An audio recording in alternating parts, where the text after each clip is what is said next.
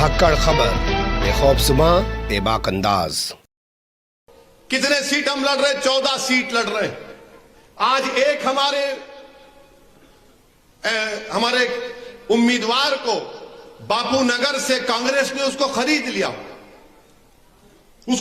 लिया और मालूम हुआ कि उसको 25 लाख या 20 लाख मिले। उस पागल को उसने 20 लाख या 25 लाख में अपने जमीर का सौदा कर लिया। अब कांग्रेस पार्टी बोलती कि ओवैसी के लड़ने से इनको फायदा होता है। तो कांग्रेस पार्टी एक्सपर्ट है, माहिर है खरीदने में और अपने आप को बेचने में, खरीदने में और बेचने में। यहां खरीदे, चुनाव के बाद मोदी के आगे झुक जाएंगे कि पप्पा जी हैं आप हमारे। अब इन दोनों को भाजपा को अल्पसंख्यक समाज से कोई मोहब्बत नहीं है। आपको याद होगा मोदी ने सद्भावना रैली निकाली थी, याद होगा 2012 में शायद सद्भावना रैली निकाली थी। उसमें किसी एक साहब आकर उसको टोपी पहनाना चाह रहे थे। हाँ, कौन से? हाँ, जीएमडीसी ग्राउंड में बेंजी कह रहे हैं। तो सब खुश हुए, अरे मोदी को टोपी दे रहे हैं। मगर मोदी ने क्या किया? आपको टोपी पहना दी, एक कैंडिडेट नहीं। तो ये इनका मामला है। ना भाजपा टिकट देती है, उनको मतलब ही नहीं है। अब इनको क्या तकलीफ है कि बापू नगर में जो हमारा जलसा हुआ था, हजारों की तादाद में अल्हम्दुलिल्लाह जनता आई है, तो इनको लगा कि नहीं कुछ करते हैं। आपने उसको खरीद लिया तो हमारे पास जमीर फरोशों की कमी नहीं है। मीर जाफर, मीर सादिक कौन थे? टीपू सुल्तान को शहीद करने वाले कौन थे? इमाम हुसैन को करबला में शहीद करने वाले कौन थे? यही तो लोग थे, यही फितरत के लोग थे जो अपना जमीर बेच चुके थे, जो करबला के मैदान में इमाम हुसैन के साथ नमाज भी पढ़ते थे और उन पर तलवार भी चलाते थे। यही तो लोग हैं। ये जमीर फरोश हमारे ही सफों में है। इन जमीर फरोशों को हमको पहचानना है। और वो दीवाना जो है चंद लाख में अपना जमीर बेच दिया। मगर याद रखो, कांग्रेस पार्टी अभी बापू नगर का पिक्चर बाकी है। अभी बापू नगर का पिक्चर बाकी है। तुमने जो बिकता था उसको खरीद लिया। मैं बिकने वाला नहीं हूं। मैंने अपने आप को बेच दिया नबी करीम सल्लल्लाहु अलैहि वसल्लम की गुलामों के गुलामी के लिए।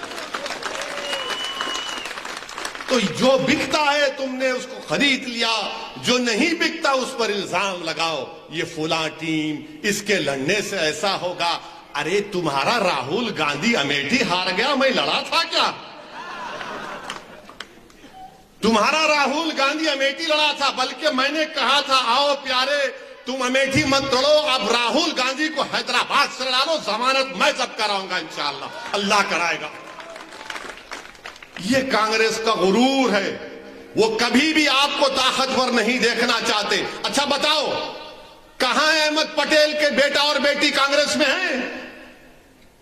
तुमने देखा अहमद पटेल जिसने अपनी जिंदगी कांग्रेस के लगा दी, कहां है? क्या तुमने देखा वो जिनके अल्पसंख्यक समाज मुसलमानों के कांग्रेस के पुराने नेता थे, उनकी औलाद कहां है?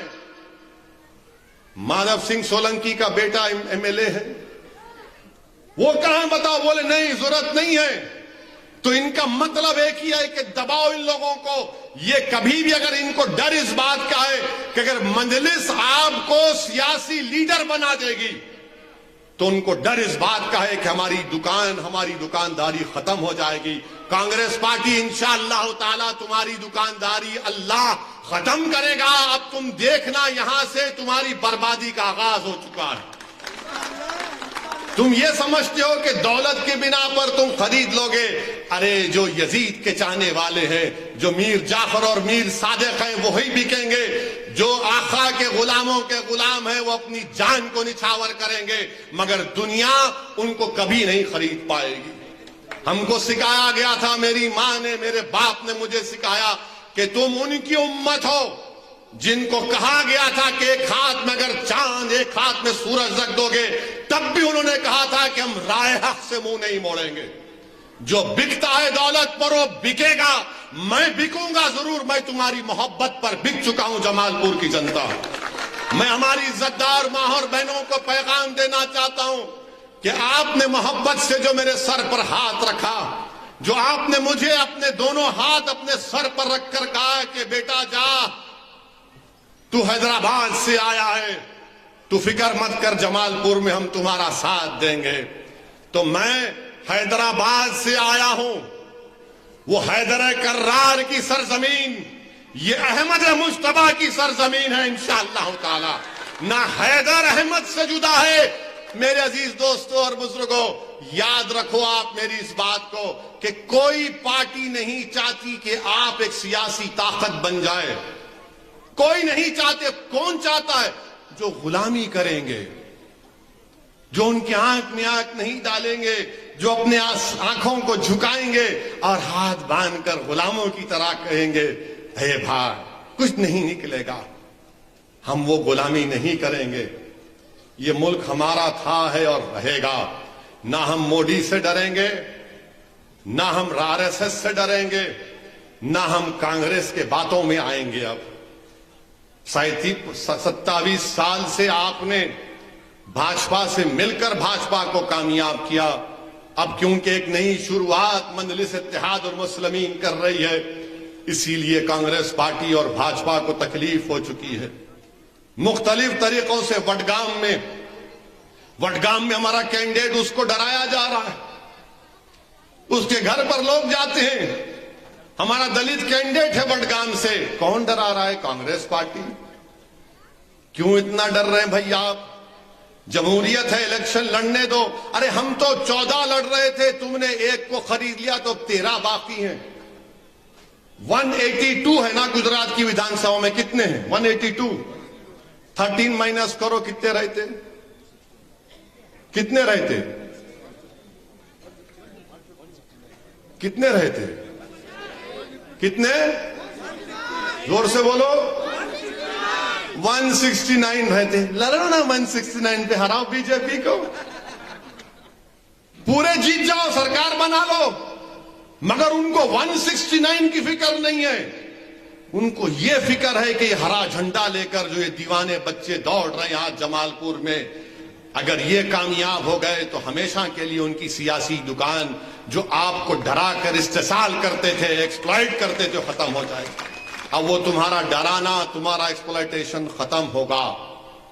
अब ये दूसरी पार्टी भी है, एक छोटा रिचार्ज, हम गारंटी कार्ड दिए। अच्छा, जो तुमने कार्ड दिया, ये तो बताओ कि बिल्किस बानो पर, वो पूछो लोगों से, बिल्किस बानो पर तुम्हारा दिल्ली का मुख्यमंत्री क्यों नहीं बोलता? आप बोलो, बिल्किस बानो पर बोलना चाहिए नहीं बोलना चाहिए? बोलना चाहिए। जोर से बोलो, बोलना चाहिए। वो नहीं बोलेंगे। बोलेंगे नहीं, बिल्किस पे नहीं बोलेंगे, हम स्कूल पे बोलेंगे। अच्छा, तो यूनिफॉर्म सिविल कोड पे बोलो, नहीं उस पे भी नहीं बोलेंगे। डिस्टर्ब एरियाज एक्ट पर बोलो, वो भी नहीं बोलेंगे। तबलीगी जमात पर सबसे पहला इल्जाम लगाने वाला ये दिल्ली का छोटा रिचार्ज, जब तबलीग कोविड चल रहा था तो तबलीगी जमात पर इल्जाम लगा दिया गया और बाद में कोर्ट ने उसको खारिज कर दिया। माने दिल्ली में कोविड की लिस्ट आती थी कि इतने लोगों को कोविड हुआ, इतने तबलीगी जमात के लोगों को कोविड हुआ। आज वो आकर बोल रहा है मैंने काट दिया, काट दिया, काट दिया। मेरी इज्जतदार मां और बहनों, पहचानो आप इन लोगों को। हम आपसे एक ही बात की अपील कर रहे हैं कि आप एक मर्तबा मजलिस इत्तेहादुल मुस्लिमीन को मौका दो। एक मर्तबा पतंग के निशान पर पूरे एतमाद और भरोसे के साथ और पूरी बेबाकी के साथ आप 5 तारीख को मजलिस को, साबिर भाई को कामयाब करिए इंशाअल्लाह। जो काम जमालपुर में नहीं हुआ वो काम साबिर भाई करेंगे। मैं बार बार आपसे कह रहा हूं, याद रखो मेरी इस बात को आप। मैंने उत्तर प्रदेश के चुनाव में पुकार कर उत्तर प्रदेश की जनता से कहता रहा 180 जलसे मैंने उत्तर प्रदेश में किए। मैंने उत्तर प्रदेश की आवाम से, अल्पसंख्यक समाज से कहा कि देखो, ये हमारी जिम्मेदारी नहीं है कि किसी पार्टी को सत्ता में आने से रोके। हमारी जिम्मेदारी है कि हमारी आवाज विधानसभा में पहुंचे। जब हमारी आवाज विधानसभा में पहुंचेगी तो वो आवाज उठेगी नाइंसाफी के खिलाफ। वो आवाज उठेगी जब बच्चों को रात के अंधेरे में पुलिस उठाकर लेकर जाती तो उनके लिए, वो नौजवान को छुड़ाने के लिए वहां का एमएलए दौड़ेगा। जब किसी हमारी बहन की आबरू पर आंच आती है तो उसकी इज्जत के लिए सब कुछ कुर्बान कर देगा। जब किसी के घर को तोड़ा जाता है तो रात के अंधेरे में दौड़ कर आएगा। ये काम हमको कर सकते और करना चाहिए। मगर कांग्रेस ये छोटा रिचार्ज नहीं, सत्ता, अरे सत्ता तुमको मिली तो तुमने क्या किया बताओ हमको। अगर यहां पर मेरी तकरीर कोई बुजुर्ग सुन रहे हैं जिनकी उम्र 85 और 90 साल के अगर दरमियान में होगी तो मेरी बात से मुत्तफिक होंगे कि आज से 55 साल पहले, 53 इयर्स पहले, 69 का जो फसाद अहमदाबाद में हुआ था वो किसकी सरकार थी? किसकी सरकार थी? पूछो उन बुजुर्गों से क्या बुरा हाल हुआ था। 2002 के बराबर उसी तरह बर्बरियत के मजारे किए गए थे। मेरे अजीज दोस्तों और बुजुर्गों, इसीलिए मैं आपसे दबन गुजारिश कर रहा हूं कि आप 5 दिसंबर के दिन भाजपा को शिकस्त दीजिए जमालपुर से और मंजलिस को कामयाब करिए। सत्ता में आने से रोकना हमारी जिम्मेदारी नहीं है। उत्तर प्रदेश की जनता ने असदुद्दीन ओवैसी की तकरीरों को सुना, नारे लगाए, जिंदाबाद, बड़े खुश हुए, मगर उन्होंने समझा कि शायद समाजवादी को वोट देने से कुछ हो जाएगा। दिया वोट और मिला क्या? घर तोड़े जा रहे हैं, जेलों में डाल दिया जा रहा है, कोई पुरसाने हाल नहीं है। इसीलिए हम आपसे अपील कर रहे हैं कि ये जो 13 हमारे मजलिस के कैंडिडेट हैं इनको कामयाब करिए। आपके उम्मीदवार जब जीतकर गुजरात की विधानसभा में जाएंगे तो आपकी आवाज बनेंगे। आपकी आवाज आपकी हिफाजत करेगी। हर समाज की आवाज है। अरे आखिर क्या बात है कि हमारे पटेल भाई भी हैं, अल्पसंख्यक समाज की भी आबादी बराबर है, उनके 40 से ज्यादा एमएलए जीत जाते और आपके खाली 3। अब ये 3 का मामला सुनाता हूं। ये 3 की बात साबिर भाई से आकर कांग्रेस के चाहने वालों ने की थी। साबिर भाई से पूछ लेना आप। ये 3 आकर कांग्रेस की तरफ से कोई लोग आए थे और आकर कहा कि साबिर देख 3 है, कुछ कर ले यार। तो साबिर भाई ने दिल बढ़ा करके कहा कि ठीक है चलो। वो एक राजकोट की वंकारा सीट है, क्या ना वंकारा नाम, वंकनेर पीरजादा साहब है, और ये दरियापुर है। मैं नहीं लड़ाता हूं। जमालपुर मैं 2 बार का एमएलए हूं, मैं लड़ूंगा। तो मालूम आपको कांग्रेस ने क्या कहा? नहीं, तीनों छोड़ दे साबिर। हम तो दोनों छोड़ने तैयार थे। उन्होंने कहा कि तीनों छोड़ दे। फिर बाद में बोलेंगे ओवैसी को गुजरात मत लाओ, मंजलिस को छोड़ दे। अरे आप बताओ, हम तो दोनों 2 सीट छोड़ने तैयार थे। ठीक है लड़ो आप, मगर नहीं। तो साबिर भाई ने कहा कि नहीं, जमालपुर की जनता को मैं उनका मखरूज हूं, उनकी मोहब्बत का। मुझे जमालपुर की जनता के काम करना है। मुझे जमालपुर के फैक्ट्रियों को खुलाना है जो कांग्रेस का एमएलए ने उन फैक्ट्रियों को बंद कराकर 1.5 लाख लोगों को बेरोजगार कर दिया। आज साबिर भाई जमालपुर की जनता की खिदमत करने के लिए, जमालपुर की इस विधानसभा को एक मिसाली असेंबली कॉन्स्टिट्यूंसी बनाने के लिए मंजलिस ने उनको अपना उम्मीदवार बनाया है। मैं आपसे अपील कर रहा हूं कि साबिर भाई को 5 तारीख को कामयाब करिए। ये आपके फायदे में होगा। और फिर से बार बार कह रहा हूं कि जमालपुर में अगर कोई बीजेपी को हरा सकता है तो उसका नाम साबिर काबुली वाला है। जमालपुर से अगर कोई पार्टी बीजेपी को हरा सकती है तो उसका नाम मजलिस इत्तेहादुल मुस्लिमीन है। यह कांग्रेस पार्टी से होने वाला नहीं है। इनके बस की बात नहीं है। इनका नेता अमेठी हार गया और वायनाड जीतता है। इनके बड़े बड़े लोग जीतकर एमएलए बनकर, जीतकर बनकर एमएलए बनकर बीजेपी के सामने जाकर बिक जाते हैं,